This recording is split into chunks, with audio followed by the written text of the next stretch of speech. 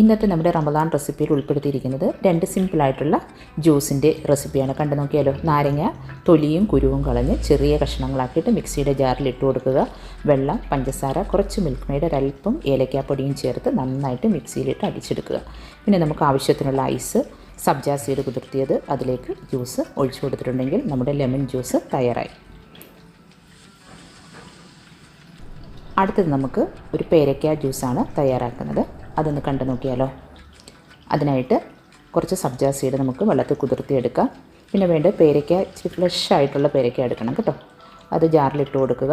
പാല്, milk made, കുറച്ച് പഞ്ചസാര, ബാക്കി കുറച്ച് വെള്ളം കൂടി ഒഴിച്ച് നന്നായിട്ട് നമ്മളൊന്ന് അടിച്ചെടുക്കണം. ഇതിലും വേണമെന്നുണ്ടെങ്കിൽ നമുക്കൊരൽപ്പം ഏലക്കാപ്പൊടി ചേർക്കാം കേട്ടോ. ഐസ് ഇട്ട് കൊടുക്കുക. സബ്ജ സീഡ് ഇട്ട് കൊടുത്ത് അതിലേക്ക് ജ്യൂസ് ഒഴിച്ച് കൊടുത്തിട്ടുണ്ടെങ്കിൽ നമ്മുടെ പേരയ്ക്ക ജ്യൂസ് തയ്യാറാണ്. എല്ലാവരും ഒന്ന് തയ്യാറാക്കി നോക്കുക. നമുക്ക് വീണ്ടും കാണാം നല്ലൊരു റെസിപ്പിയുമായി.